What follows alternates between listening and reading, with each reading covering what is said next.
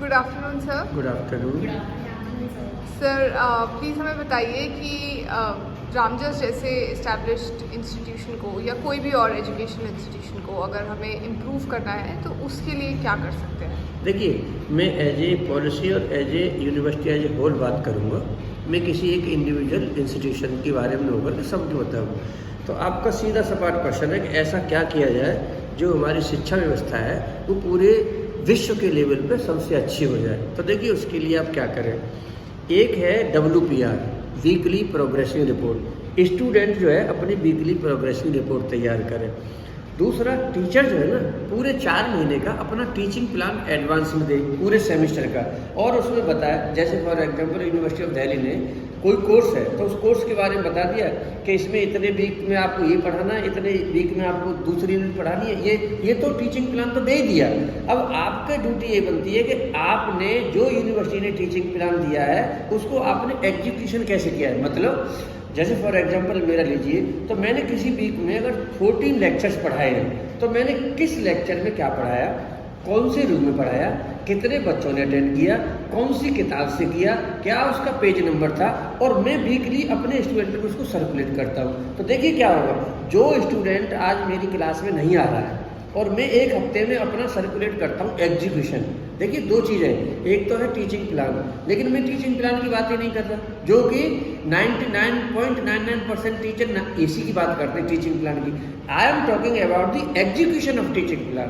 मतलब जो चीज़ें हैं, जो विधि विधान में है, क्या उनका एग्जीक्यूशन हो रहा है।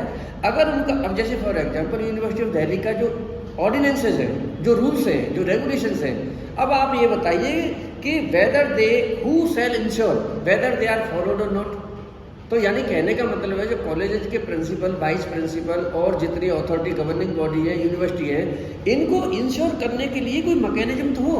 जब आपके पास कोई मैकेनिज्म है ही नहीं, कोई टीचर जी कब आ रहे हैं, कोई टीचर जी कब जा रहे हैं। देखिए, मेजॉरिटी टीचर जो है अपना खून पसीना बहा रहे हैं, लेकिन कुछ तबका ऐसा भी तो है ना शिक्षकों में, जो कि वो कब आ रहे हैं कब जा रहे हैं कोई पता ही नहीं है, कोई रिकॉर्ड ही नहीं है। अब जब आप इसकी डिमांड करते हैं तो 10-5 इकट्ठे होकर के और आपको गाली गलौज करने लग जाएंगे, जिससे कि और आप और कुछ करेंगे तो और भी थ्रेट करेंगे। अब इंटरनल असेसमेंट इतना सारा टीचर के हाथ में दे दिया है, कल को प्रॉब्लम आ जाए, ऐसे जो टीचर जो क्रिमिनल माइंड के हैं कि भाई ये तो टीचर एक्स टीचर तो आपको नंबर कम लगा रहा है और कुछ लगा रहा है, और आपके ऊपर कोई भी एलिगेशन किसी भी तरह का लगता है, how you will handle it. तो यानी कहने का मतलब है, इस व्यवस्था को ठीक करने के लिए, जैसे मान लो मेरा ये रूम है तो that has to be camera. मतलब आपकी सब चीज़, कौन जा रहा है कौन आ रहा है, एक इस तरह से भी होना चाहिए मॉनिटरिंग। तो मैं चाहता हूँ कि जो राष्ट्र का नेशनल बिल्डिंग बोलते हैं टीचर को, तो मेरे हिसाब से बिल्डर जी को, राष्ट्र निर्माता जी को 2 काम करना चाहिए। एक तो वीकली एग्जीक्यूशन रिकॉर्ड सर्कुलेट करना चाहिए सबको, स्टूडेंट को अपना weekly progressive report WPR maintain करना चाहिए। इतना सा काम हो जाता है, केवल 2 पॉइंट, सारी समस्याएं समाधान संभव है।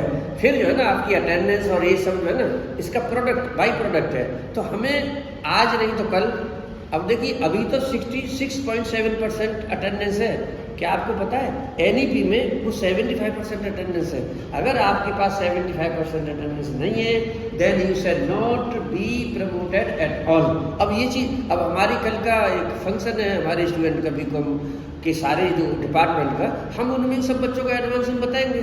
तो कुल मिलाकर के पेरेंट्स की भी ड्यूटी है, पत्रकारों की भी ड्यूटी है, स्टूडेंट की भी ड्यूटी है, टीचर्स की भी ड्यूटी है, पब्लिक एट लार्ज की ड्यूटी है, एजुकेशन इंस्टीट्यूशंस को अच्छा करने की सबकी ड्यूटी है। और ये 2 मेथड है जिसकी वजह से मैं कहता हूँ अगर इनको ठीक करा दो तो आपका एजुकेशन सिस्टम विश्व में बहुत शिखर पे पहुँच जाएगा और यूनिवर्सिटी ऑफ दिल्ली का विश्व के पटल पर टॉप यूनिवर्सिटीज में नाम आएगा। थैंक यू, नमस्कार।